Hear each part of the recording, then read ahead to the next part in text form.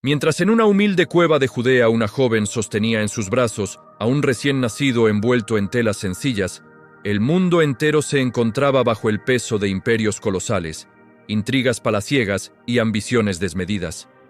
Roma dominaba el Mediterráneo con puño de hierro y sobre su trono se erguía César Augusto, el hombre que había transformado una república convulsa en un imperio absoluto tras derrotar a Marco Antonio y a Cleopatra, la última reina del antiguo Egipto, instaurando la llamada Pax Romana, una paz sostenida por legiones, espadas y más de 80.000 kilómetros de calzadas de piedra que conectaban desde Hispania hasta Siria, desde la Galia hasta el norte de África. Una red de caminos que no solo movilizaba ejércitos, sino también noticias, comercio y cultura.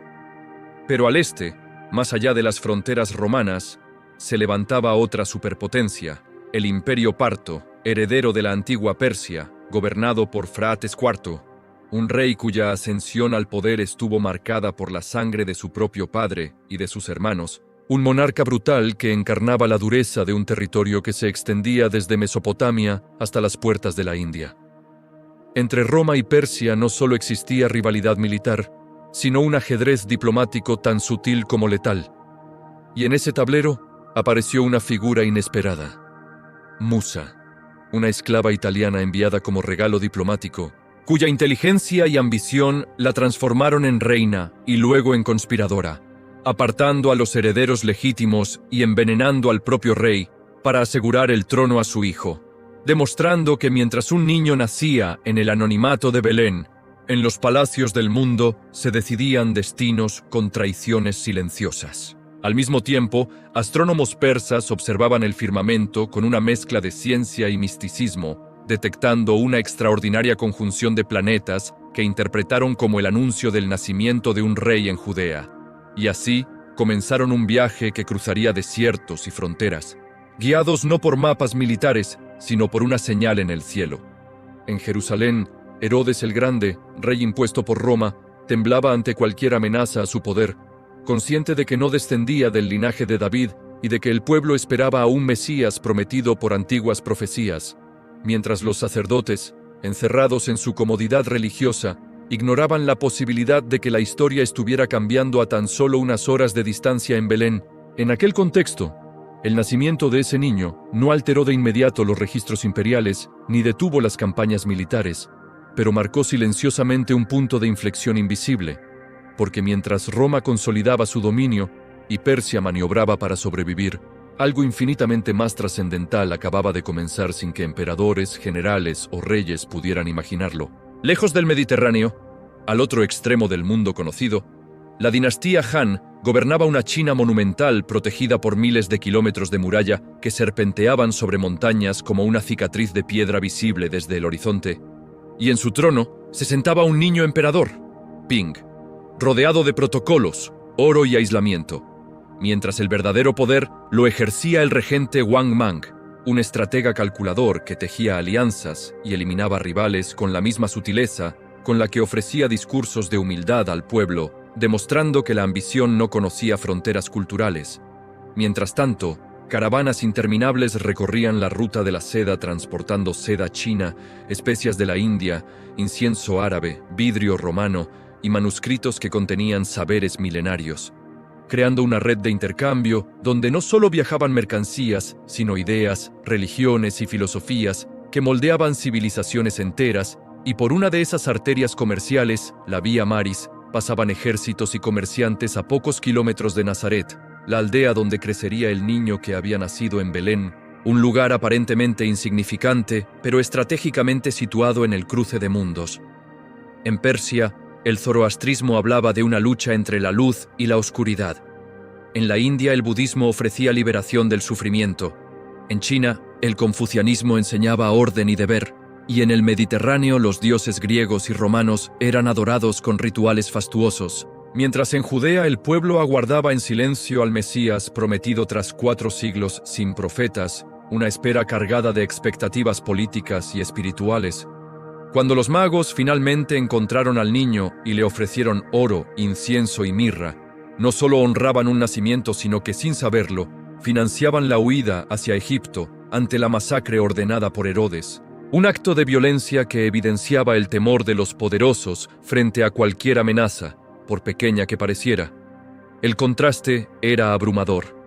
Emperadores que gobernaban millones, murallas que defendían imperios, rutas que conectaban continentes y conspiraciones que decidían coronas, todo coexistiendo con la vida sencilla de un niño criado entre artesanos, observando el paso de comerciantes extranjeros y soldados romanos, creciendo en un cruce de culturas que algún día entendería profundamente.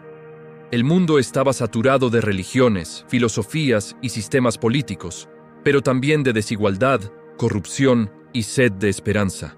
Y mientras Wang Mang planeaba consolidar su poder y Musa intentaba sostener el suyo, el niño de Nazaret crecía en silencio, ajeno a los palacios, pero no al sufrimiento humano, preparándose para un momento que no dependería de ejércitos ni de tratados, sino de palabras y actos capaces de desafiar la lógica de los imperios, porque el escenario global estaba listo. Las rutas estaban construidas y los corazones estaban inquietos, y cuando ese niño alcanzara la madurez, el mensaje que anunciaría recorrería precisamente esas mismas calzadas y caravanas que los emperadores habían creado para dominar el mundo, transformándolas en canales inesperados de una revolución espiritual que ningún trono podría contener. 30 años después de aquel nacimiento silencioso que pasó desapercibido para los cronistas imperiales, el mundo seguía girando bajo la sombra de Roma, Persia y la dinastía Han. Pero en las orillas del río Jordán, algo comenzó a cambiar de manera irreversible.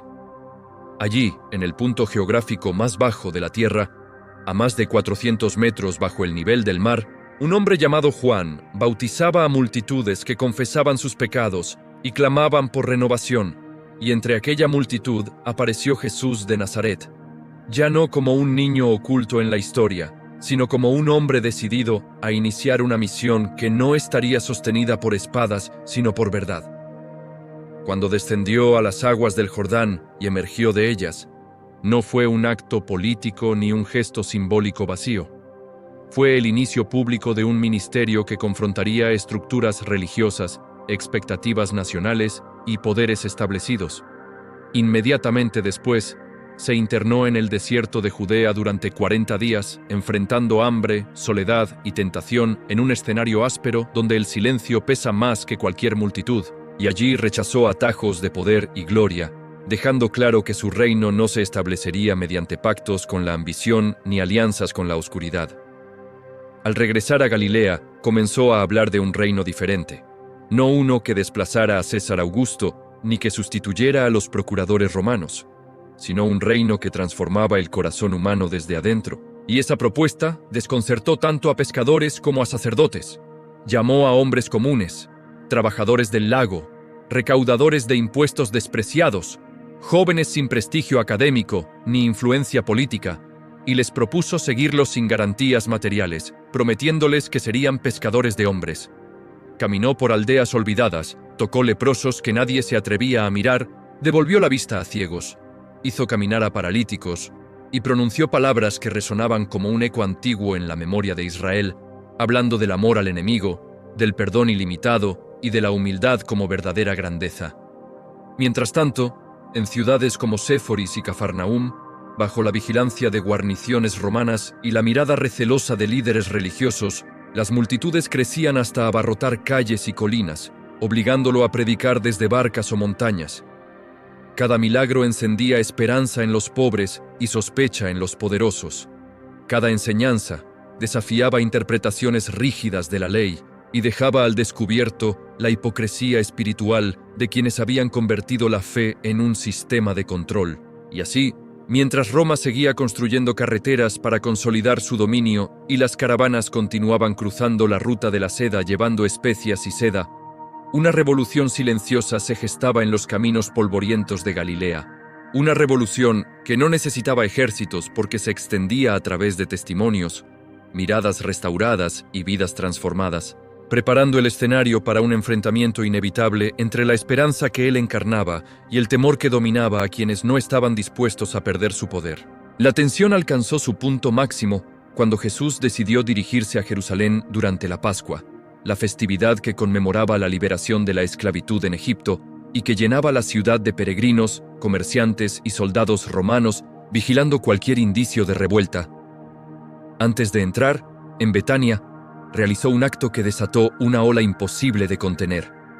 Resucitó a Lázaro, un hombre que llevaba 4 días en la tumba, y aquel milagro público ya no permitió neutralidad, obligando a todos a tomar posición.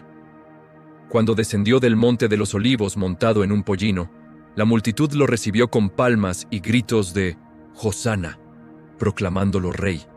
Pero no comprendían que su trono no sería de oro, ni su coronación tendría guardias imperiales. En los patios del templo volcó mesas de cambistas y denunció la corrupción que había convertido un lugar de oración en mercado, desafiando directamente a las autoridades religiosas cuya influencia dependía de mantener un delicado equilibrio con Roma. En reuniones secretas, los líderes decidieron que debía morir, no solo por blasfemia según su interpretación, sino porque su popularidad podía provocar represalias imperiales. La traición vino desde dentro, cuando Judas aceptó 30 monedas de plata y señaló a su maestro en la oscuridad de Getsemaní, un jardín donde la angustia se mezcló con la determinación. Arrestado de noche, fue llevado ante Anás y Caifás en juicios irregulares que violaban sus propias normas, y al amanecer fue presentado ante Poncio Pilato, el representante de Roma, quien no halló culpa política en él, pero cedió ante la presión de una multitud volátil. En cuestión de días, quienes habían gritado «Hosana» clamaban «Crucifícalo», decepcionados porque no encabezaría una insurrección armada contra el imperio. Flagelado brutalmente, obligado a cargar el madero por las calles hasta el Gólgota, fue clavado en una cruz reservada para rebeldes y esclavos, un método de ejecución diseñado para humillar y disuadir. A las 9 de la mañana comenzó su agonía y a las 3 de la tarde, bajo un cielo oscurecido, pronunció palabras que sellaron el momento con una fuerza eterna, declarando cumplida su misión. Para Roma, era otro ajusticiado más, una advertencia pública contra la subversión. Para los líderes religiosos, un problema eliminado.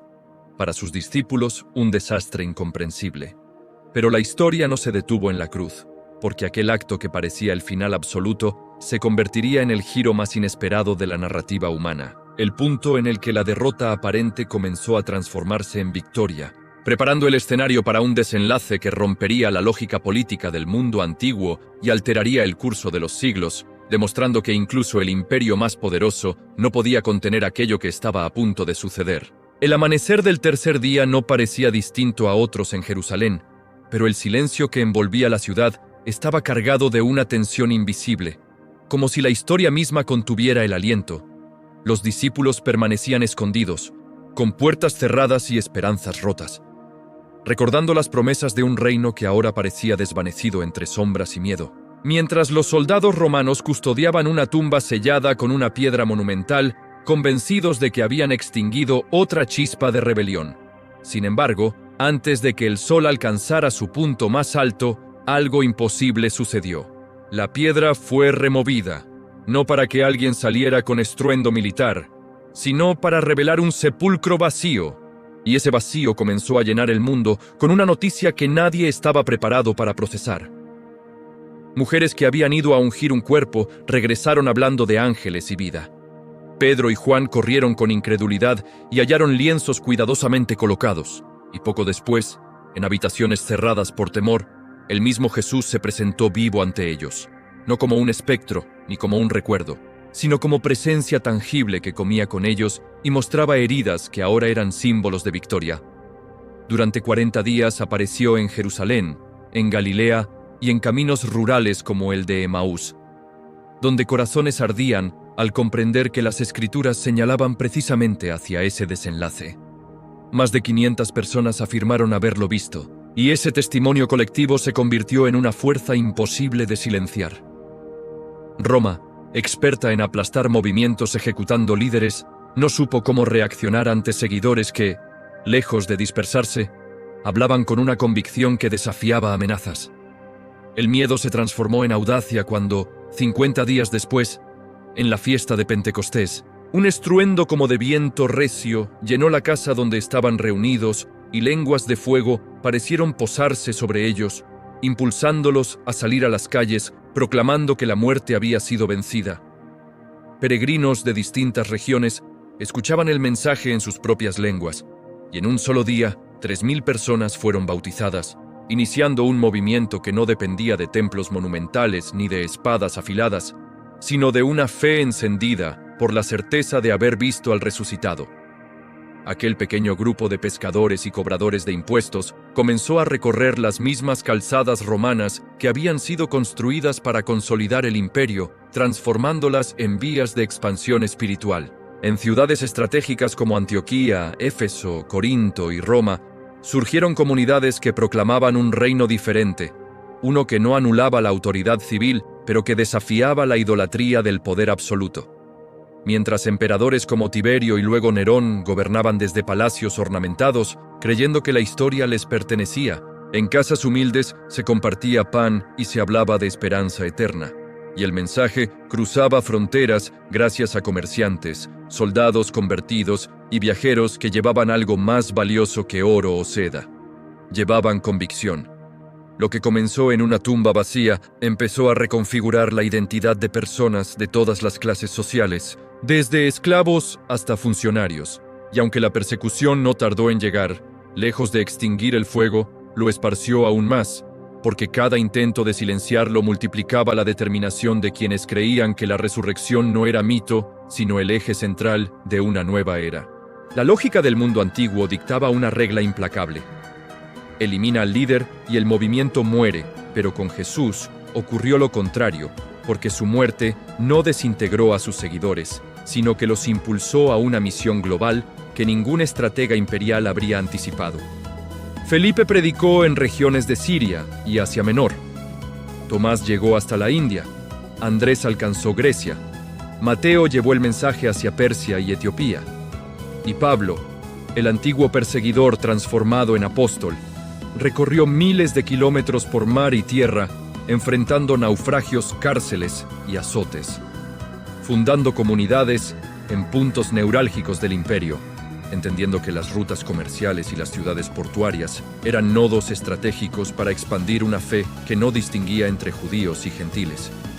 Mientras tanto, Roma continuaba construyendo monumentos para perpetuar la gloria de sus emperadores, sin sospechar que siglos después muchos de esos nombres quedarían relegados a páginas académicas, mientras el nombre de Jesús sería pronunciado en lenguas que aún no existían. La paradoja era evidente.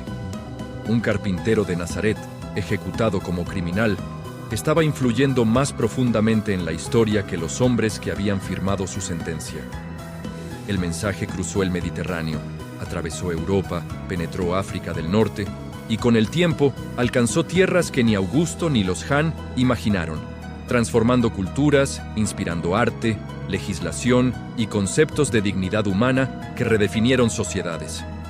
Y todo comenzó en el contexto de aquel mundo convulso que parecía gobernado únicamente por intrigas palaciegas y conquistas militares.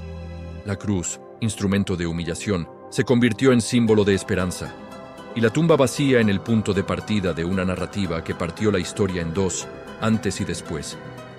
Imperios cayeron, murallas se erosionaron, dinastías se extinguieron, pero la historia de aquel nacimiento en Judea continuó expandiéndose, demostrando que la verdadera revolución no siempre inicia en palacios ni se sostiene con ejércitos, sino que puede surgir en el silencio de una cueva y crecer hasta abarcar continentes.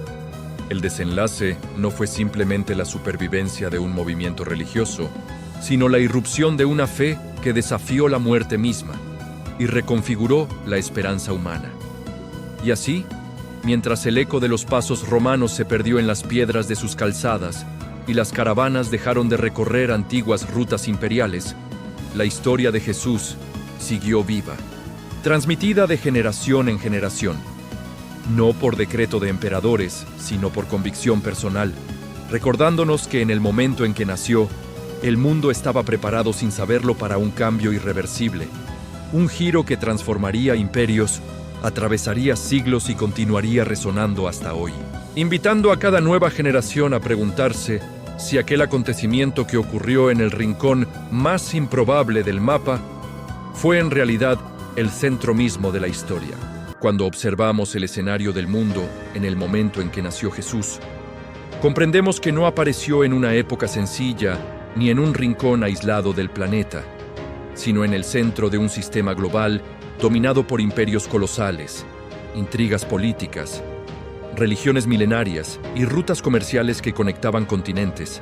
Y sin embargo, en medio de esa complejidad abrumadora, el acontecimiento que terminó partiendo la historia en dos no fue la coronación de un emperador, ni la firma de un tratado, ni la construcción de una muralla interminable, sino el nacimiento silencioso de un niño en una aldea aparentemente insignificante.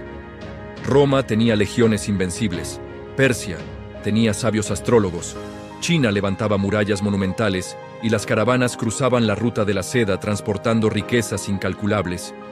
Pero ninguna de esas estructuras pudo anticipar que el verdadero punto de inflexión no surgiría del poder militar ni del dominio económico, sino de un mensaje que hablaba de perdón, de gracia, de justicia interior y de un reino que no dependía de fronteras.